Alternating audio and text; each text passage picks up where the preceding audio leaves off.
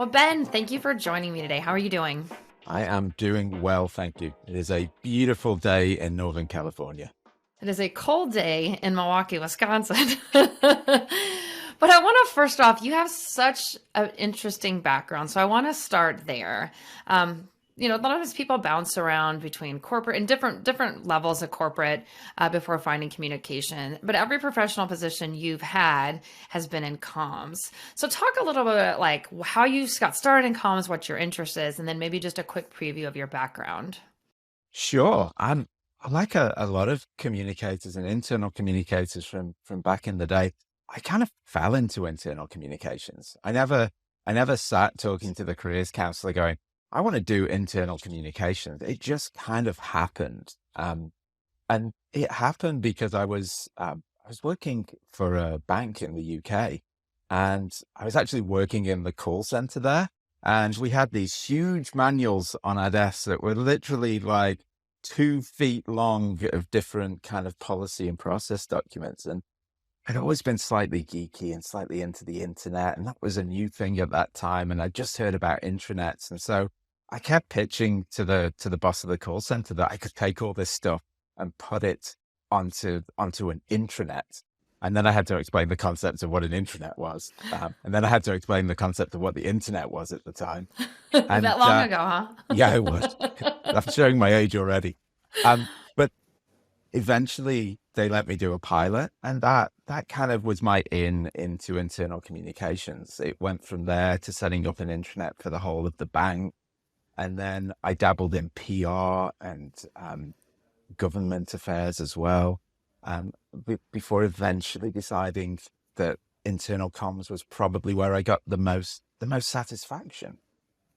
That sounds an awful lot like my background. I didn't start at a bank in the UK, but just having a different role and sort of falling into it, making some offers to do that. So that's very interesting. I'm excited to learn more about your current roles or your current role. Can you just talk a little bit about your current role at NVIDIA? Yeah, so I've it's gonna be a slightly limited conversation because I've only been there a few months. I joined NVIDIA right before they were named America's best workplace by Glassdoor. So I kind of feel as a communicator, there's no worse time to join a business when they get an accolade like that, because the best you can do is help the business maintain that. But it's a truly special business, and it's growing rapidly. And my role there is to really support the team, develop the team that's there, and wrap a little bit more structure to allow us to continue to grow and scale. That Great. for me is the heart of what I'm trying to do there. Yeah, well, let's move back then. I want to move into our first segment called Story Welcome Time. to story time. Story time. Let me give you a story. So let's move into back to your a previous role you had, a VP of Internal Communications at Crown Castle. When you got there, there was no internal communications.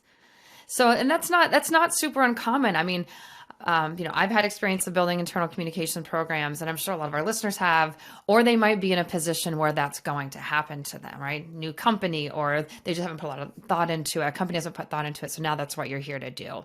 Can you talk a little bit about what it's like to build an internal communications program from the ground up?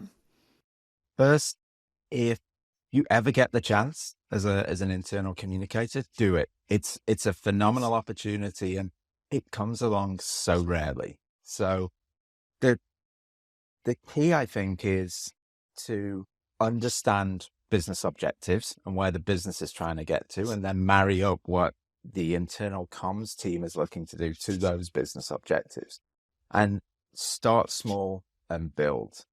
But at the same time, have really high aspirations for yourself and for the team.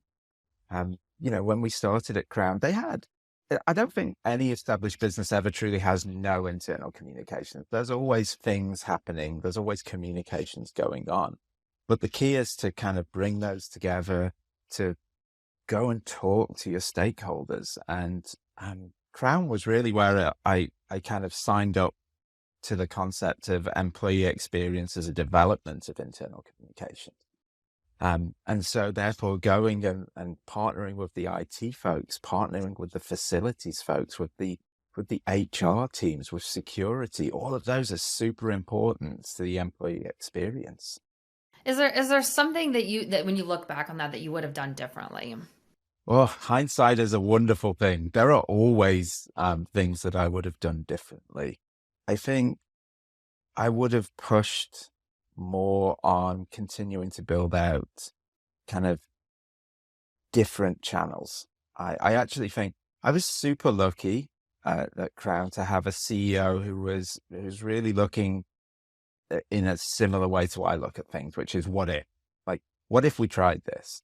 And so I was able to do things at Crown that were well outside the traditional sphere of internal communications. Crown was building a new office building, and the CEO asked me to be involved in that and to bring that internal employee perspective to the physical office space we were building, which is great because I think internal communicators really do bring a different view to others. And that's not that others aren't doing their job. It's just that our jobs are slightly different. Our views are slightly different. And when you bring all that together, that's where you get truly good stuff happening. So I would have done more of that. To answer your question directly, I think internal communicators, like employee experience folks, we need to get out of our boxes more. Like, go and use that curiosity that, I've heard, listen to the podcast many times. People always talk about curiosity on here, and that's true. Use that curiosity. Yeah. Well, let me go back to something you said about your partnering with IT and security. How that's is something that we do talk about on here a lot. I'm curious if you have any advice for people who are looking to build stronger relationships with IT partners or HR partners or even leaders when you're doing something like this. Like, what advice would you give someone who's looking to build those relationships? I think the first thing is, and this is going to sound super obvious, but spend time building the relationship. Just go and talk to people without having an explicit or implicit agenda. There's a book by a very famous coach from Silicon Valley, or it was about him, Bill Campbell. And Bill Campbell would always recommend that people start meetings just talking about anything other than the thing that we're there to do, because it builds rapport, it builds understanding. You get to know who people are, what their interests are. And that's really important, I think. And particularly the more senior you go in any organization, it all becomes about reputation. And reputation is built on trust, and trust is built on understanding of that person. As you're working with leaders and thinking about that, is there a lesson you've learned that you would like to share with the group or with the listeners? I think I've been lucky enough and continue to be to work with some amazing senior leaders. And I think the thing to understand with them is the amount of time pressures they have, the amount of headspace they have available for the things that you're looking to talk about. So being able to listen, to understand, and then to action from those things is really important for senior leaders. And I think the more senior a leader is, the more they're looking for you to listen to their point of view, understand what they're trying to do, and then challenge or activate around that. Yeah, let's talk about like this idea. I want to move to something called seat at the table. First, get a seat at the table. Get a seat at the table. This is something that comes up a lot. The role that internal communications plays in business strategy, business overall success of a business, right? Thinking about internal communications as business partners and not support staff, right? Diplomats with no power. How have you successfully gotten a seat at the table and been able to serve more as a business partner than support staff, helping leaders write emails? Yeah. And I think this is something that communicators sometimes do to themselves. Again, we put ourselves in this box because it's often comfortable. It's a much more comfortable place to be. And I naturally skew introvert. And so there is always a temptation for me to kind of just lock the door and focus inwards. But I think internal communications is just this fascinating area because there's a few things at play. One, you're right with diplomats. Internal communications rarely has any direct power. Like, internal comms are the diplomats of the business. It is the exercise of soft power. And that's why it comes back to relationships, and those relationships become key. I do want to keep touch on this because I think this is so important. This idea of, helping internal communications get power. And I know one of the ways, that I've been thinking about this, and we've been talking about this a bit more in this industry, is, showing return on investment and showing our value. And I'd love to hear what you do in that space. Like, how do you show value, the value that internal communications bring to the business, to leaders, to employees? The value we bring is really an understanding of our employees. And therefore, the first thing I'll always look to do in any business is to get out there and talk to people. If the business doesn't have kind of organized listening groups, doesn't have, Google always used to call them canaries, like group of people that had signed up to be the canary in the coal mine on things that we were thinking of doing, or asking what if questions again. Like, what if we did this? How would you feel? That's super important, because that level of insight is not present, and I don't feel you can get it from surveys a lot of the time. Yeah, that's an interesting point. I've actually had this conversation with someone recently. I had like people in business, when I'm in an organization where I feel like they trust me to tell me how they're feeling. So I can almost use them as that canary in the coal mine. Hey, James, what do you think about this if we did this? Or what did you think about that presentation? And they would be able to give me their full unfiltered feedback just to help me temperature gauge around the business. And maybe that's what you're talking about. Yeah, but you can formalize that, right? Yeah. With anything, there's a flip side to it. So how many times have we as internal communicators had to face into the leader who's talked to 3 people, and therefore that view shared by those 3 people is mirrored in the other 1,000, 10,000, 100,000 people who work for the company? So there has to be a bit more process around it than just, I went and had a conversation with a couple of friends. Mm-hmm. And something like things like enduring focus groups, which are like groups of people who in essence sign up to say, I want to give you my opinion on all these things. So you skip around this concept of, we can't ask these people too much because they'll get survey fatigue. It's like, people who signed up to this are saying, no, I want to be asked my opinion, bring it on. And so to be able to set those groups up around a business is really powerful, and it allows you to gather near real-time feedback. And some companies are doing it real time, right? I remember seeing at Microsoft, Satya, the CEO there, used to have like a sentiment meter in his kind of company all hands, and you could literally see what the employee base was loving and what they weren't loving in terms of the messages that were getting delivered. Yeah, Like, absolutely. Live analytics. That's incredibly powerful tool for leaders to use.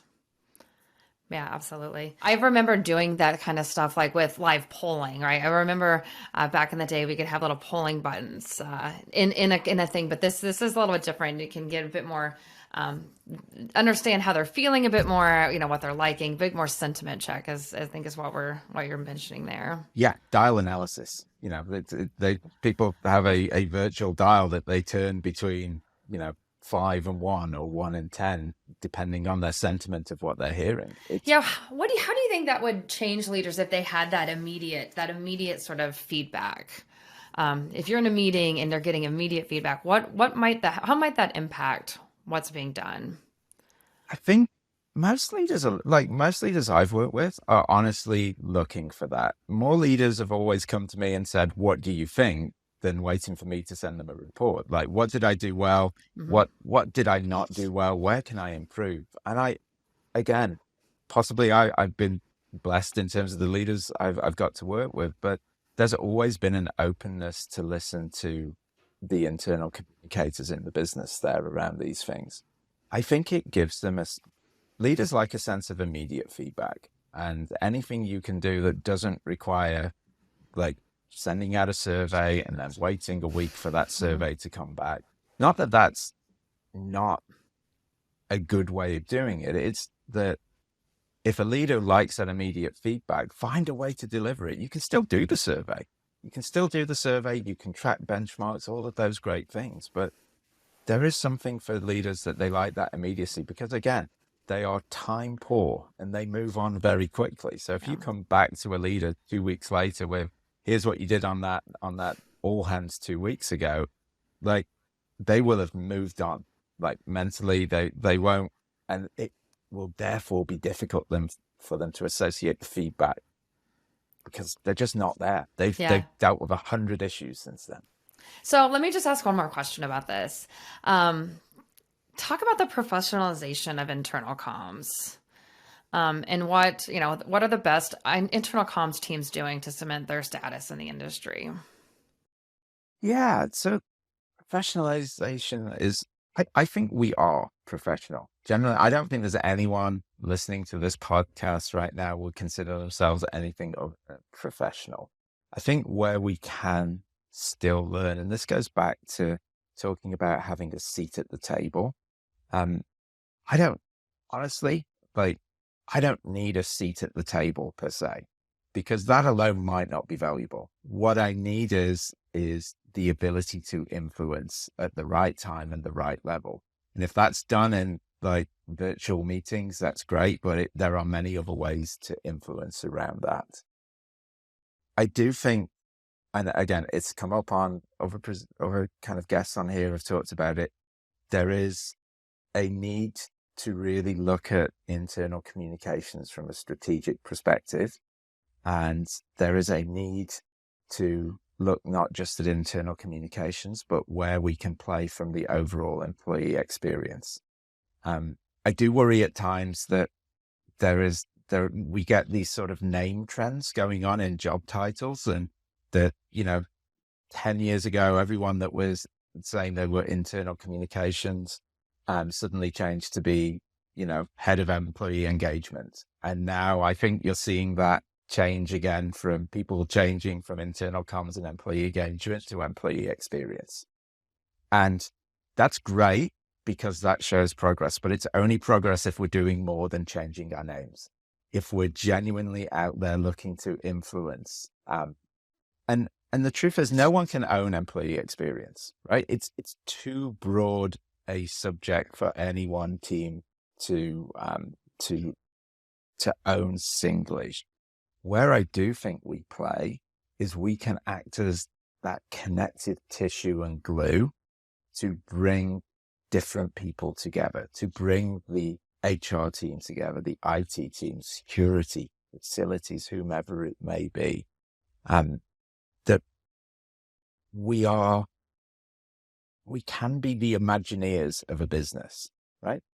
That the people who help dream the big dreams, like Disney Imagineers, are the folks that kind of ask those what if questions. But it takes like an army of like decorators and engineers and electricians and technicians and computer scientists and model makers and all of these other things to turn that imagination into reality. I believe that internal comms can be the Imagineers of the business.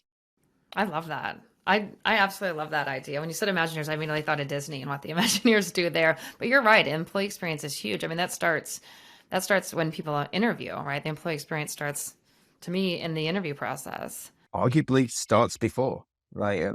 Arguably it starts even like it starts at the merest thought of consideration of the company. So before candidates become active candidates, and it runs until well after those people have left. Like, there are a number of companies out there doing alumni networks now for people who've left the business, because they've identified that, one, they are phenomenal brand ambassadors. If you leave the business because, it was just your time, like it was just time to move on and you enjoyed your time there. But you've got something new, something bigger, something better that another company's offering. You still retain, generally, if the company was good, a passion for that company that you will share with other people. I have this, I have this with Google. I think Google is a wonderful company. And I would advocate for anybody who's looking for a job to consider Google, even though I no longer work there. And that is the beginning of a lot of the employee experience, right? Me hearing you say that impacts how I would think about Google if I were to apply there. That's a really great insight, Ben. I really like that. I want to move on to the next segment called "Rip from the Headlines" You hear the news? Extra, extra, read all about it. because I want to talk about Google, and I have a question about Google in your time there. I'd be remiss if I didn't ask about it. Your first few months at Google were marked by a lot of different things happening, right? Pandemic, racial inequality and protests, civil unrest. There's a lot going on. So, how did you work with leaders and guide them through this challenging time? Yeah, you're absolutely right. I joined Google in February 2020, the Right late before. February 2020. So it always amuses me when people ask, are the Google offices as good as I've heard? It's like, honestly, I have very little concept of that because I did 2 weeks in the office and then we Yeah. closed them down for the I next bet you were 18 like, I months. can use Google Vehicles, I can do my laundry there, play video games, and I, then you didn't get to go. I, I, I, I got more experience of what Google offices look like from the film The Internship than I did from the amount of time I was able to spend there. Um, But it's absolutely true. Like 2020, 2021, and honestly 2022 look like they were and will continue to be massively challenging for the roles that we do. Um, the pandemic, at least in knowledge economies, knowledge workers, I we are not ever going back to 2019, is my view. That things have changed hugely in terms of how people uh, how people view work, how people view the relationship between their role and the business and themselves. Um, I think there will be, again, this is limited. I want to just acknowledge there are a lot of people that physically need to continue to be where they are. And so things like hybrid work, it's not going to be something that affects industries to the same degree. But I think where there are roles that can be done remotely, I think hybrid work is here to stay. But the honest answer is we still don't really know because we still haven't truly returned to work except in some limited areas globally. And so people are saying future of work will all be done by June. Like everybody will be back in by June and we'll know. It's like, no, we're probably not going to know for a year because something as simple as commuting, right? I haven't commuted properly in over 2 years now. So I've probably got rose tinted spectacles about what, commute was never that bad and I'll happily get back to it. How many people may return to work and then decide the commute, quite frankly, sucks and then be like, well, this is not what I wanted. I need more flexibility. Yeah, and that time, that's a time. It's a lot of time you spend doing stuff like that. And it's changed. I do joke and say I do still have a commute. It's about 2.5 minutes. You've got a bigger house than me. Mine's like, mine's like 15 seconds.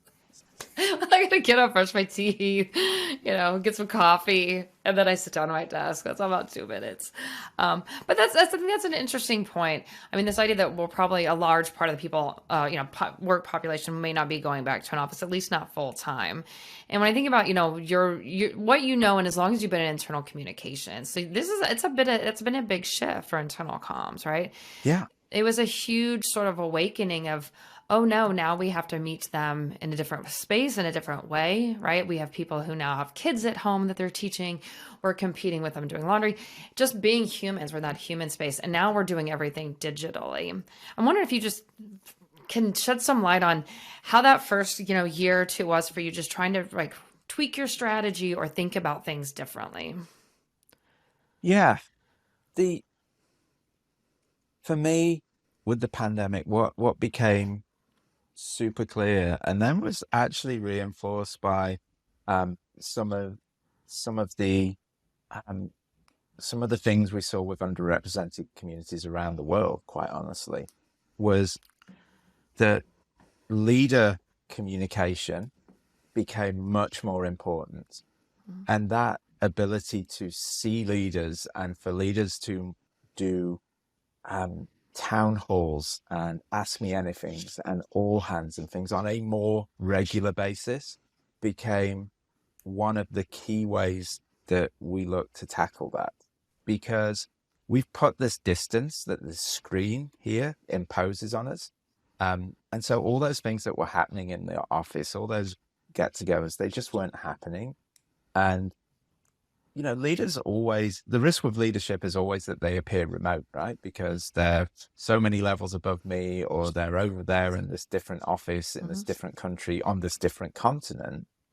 And so the ability for leaders to focus more of their time and energy on reaching out and connecting through this screen that we have now, to listen, was so important. And again, the leader I work with at Google, quite honestly taught me as a communications professional some things about listening, about understanding, and then about doing something about what they were hearing.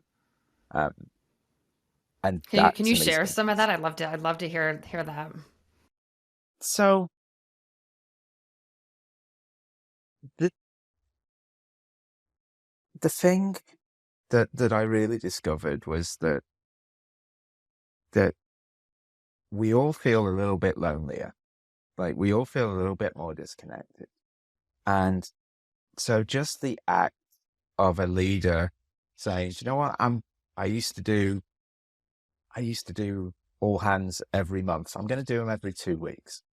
And I'm going to spend half of everyone just like listening to your questions and answering your questions. And I'll bring other people in, because that's really important. What I'm saying is, listening to you is at least as important as the business priorities and the things we need to talk about, because I'm devoting equal time to those two things. And that was super powerful for me. And then what I believe it builds is a rapport between the leader and the employee base, however large that employee base is, whether it's a few hundred, whether it's tens of thousands. The other thing I learned is the importance of being able to genuinely answer questions. And one of the most interesting tactics I saw was a leader who would bring subject matter experts on, as many of us do for all hands, but he would at key moments advocate for the employee view rather than what the subject matter expert would say. So he would listen intently to the question, and if the subject matter expert wasn't answering the question, he would gently prod to say, we need a better explanation on this, or this doesn't make sense, or I feel employees might be thinking this. And again, builds a level of trust and rapport that the leader is prepared to question the status quo. Now, you have to be careful with that, because it's really uncomfortable for the subject matter experts to be prodded in this way. So you have to prepare them that this might happen. But ultimately, that then means that you get less of these non-answers that employees tend to really dislike in those sorts of open sessions and forums. I believe it was a net positive, even with that discomfort that folks experienced. Yeah, that's such a great point. I feel, to me, that's been a big part of this pandemic, right? Kind of what you were saying there, that not following status quo, right? Taking what's there and saying, well, we can just do that virtually the same way we've always done it, because now people are at home.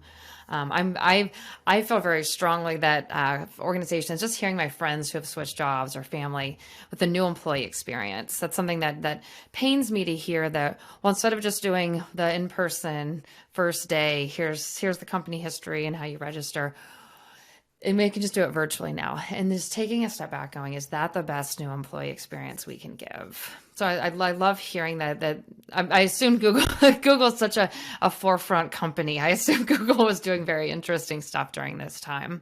I think, again, Google, let's take a step back here and go, look, for a lot of large companies, they would normally bring cohorts of new starters, noodlers at Google,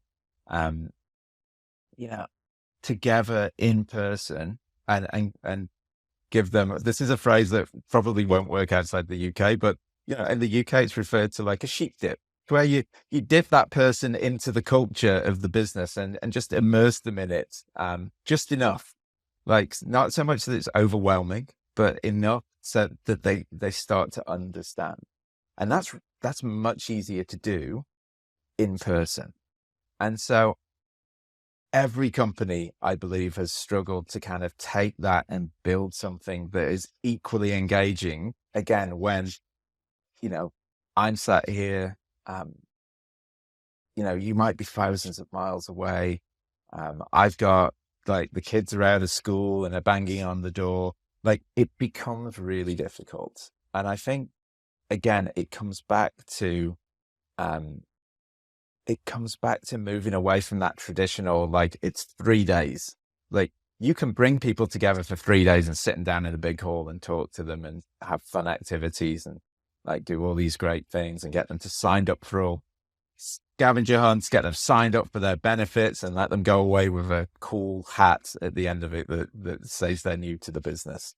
When you move that online, you've got to think about it differently. And therefore it becomes not 3 solid days, but how do we put this into more bite-sized chunks that fit around the many different circumstances that our audience is going to be in, and all of the extra logistical challenges of getting things physically to people. And again, it comes back to the employee experience. Internal comms can't solve an onboarding experience. HR can't solve it on their own. It takes the IT folks, the HR folks, the comms folks, the leaders, all of those people working together to deliver it. But again, I think it's about bite size. I think it's about getting things physically to people in good time and good order, so just filling those basics.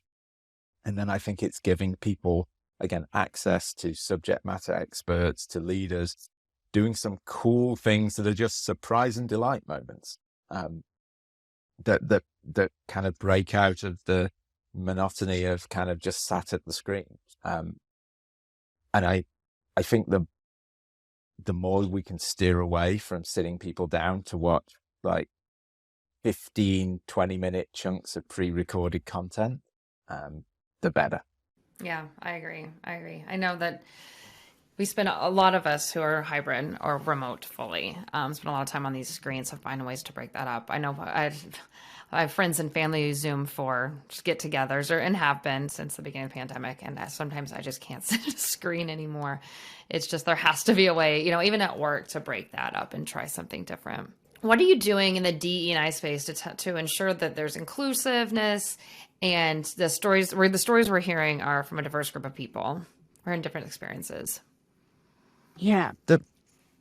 I want to start with a disclaimer on this one, because despite the job I do, I feel I remain far too ignorant, and that I'm not necessarily always doing enough, right? Because I don't have the experiences that a lot of people I've talked to have had. And so the best I can do is try and empathize, but I've not had those experiences. And and therefore I will remain ignorant. What I can do is work hard every day to become a little bit less ignorant, to focus on what can I do today, honestly, both personally and professionally. For example, like, I think, companies need diversity, inclusion and belonging professionals, right? They need people who can tell me when I'm doing something wrong, or when something that I mean in the very best way is going to be interpreted in a different way. That's really important. Yeah. So diversity, inclusion, belonging professionals, I need those to help me understand, to help me better do communications, to help my communications be truly more inclusive. Because just as a product of my own experiences, and I speak as like the ultimate entitlement of British middle-aged white guy, I have to acknowledge that. Yeah. At the same time, I think there's things we can all do, right? Yeah. So as professionals, we can focus on our own teams and check in, not just checking, but constantly striving to make our teams more diverse. And there's all sorts of ways we can do that. Broadening our networks on LinkedIn outside of like the traditional group of folks that we know. That is one way. I'm looking to ensure. I'm speaking personally here, not for any company, but if I would traditionally look to bring 5 people in for an interview for a job, what therefore is the problem in me finding 7 people and making sure at least 2 of those people are diverse? Like, in whatever sense we want to define diversity, I'm not therefore I'm not disadvantaging anyone. I'm just trying to broaden the pool. Yeah. And the honest answer is, when you do that, you find that those 2 extra people are additive to the process. It's really about just having the opportunity to help your team become more diverse. Yeah, I love what you're saying. I completely agree. I love talking about this to people. I love hearing what other people are doing in this space. Because I'm like you. I know my entitlement. I know where I come from. I'm white woman. I know that when I've worked at places that have had their own, diversity inclusive office, I partnered with them the way I would partner with like HR and IT. Like, they were always in the room with me to help me understand, or help guide, or help, call me in when I was thinking about things maybe in a not way. And I think that's super important. Yeah, and it comes down to like helping our leaders understand that as well in a Yeah. company. One of the things that, again, like another leader who I just thought and remains incredible as a leader, like, has a belief that what gets, there's an element of what gets measured gets changed or gets done. And so leaders in a business have an ability to truly drive change, and to drive that by measuring and shining a spotlight on and saying, no matter how good any quantitative progress is, that it's not good enough and it's not fast enough. And like making people feel uncomfortable that we can always move faster, we can always do more to address some of these things. And as communicators, we can help our leaders shape that, help our leaders better listen. And again, it comes back to listen, understand, and then action. And this is one where leaders need to do that. Leaders need to ensure they're listening. They need to ensure they're understanding. Then they need to do something about it. Yeah. I like that. Listen, understand, action. Get t-shirts made with that on there. Completely stole that from someone else. So I can't. No, I'm going to steal it from you. That's great. Well, I'm going to move into our last segment. Let's get into our last segment, asking for a friend. Asking for a friend. Hey. If I'm a brand new internal communications person sitting here, just sort of doe-eyed and excited, what's one piece of advice you would give me to help me be successful? I might give you 2. Just because I'm a natural rule breaker. The first is to look at how you do things differently. Like, we've talked about the what if stuff, but not being satisfied, looking at your audience, looking at how you surprise and delight your audience. I heard an example, I think it was this week. Some of your audience may be watching an HBO series that's called Peacemaker. It's like this very irreverent superhero, anti-superhero really, series that's on HBO. And it opens every episode in the most unsuperhero kind of series way possible, with this incredibly awkward dance routine that all the main characters are doing. They're all kind of out of character. They're just like dancing to like 80s hair metal band Wigwam. And I was so fascinated about why that was the artistic choice that they did, that I dug out an interview with James Gunn, and he said that he did it because he wanted to, he didn't want people to hit that skip intro button that everyone uses now, whether it's on HBO Max, Netflix, Hulu, whoever, that everyone just skips the intro. And so all that hard work of the actors and the talent, like, people don't see the names. And so he deliberately said he wanted to do something that was so out there, so arresting that people would not hit that skip intro button. And 4, 5 episodes in now, I've not hit that once. And so he's doing it right with me. And for new internal communicators, that's the thing. How do you find ways to arrest your audience? How do you have that like peacemaker moment in your communications that makes them not hit the delete button or not kind of hit the skip button? That's my first bit. And then second bit of advice is just understand who you are and what you love. Like I know it sounds cheesy, but just knowing what's the next thing for you. Some people have career goals and will start as a communicator saying, I want to be a chief communications officer at a major Fortune 500 business. Some people are like, have that level of focus. And by the way, I applaud those people because I am not one of them. For me, it's always about what is the thing that challenges me next, that brings me joy, that like will get me up out of bed in the morning with a yay rather than a, oh Lord, what am I doing? Why am I doing this? And so my career path has been it's not been a straight kind of ladder.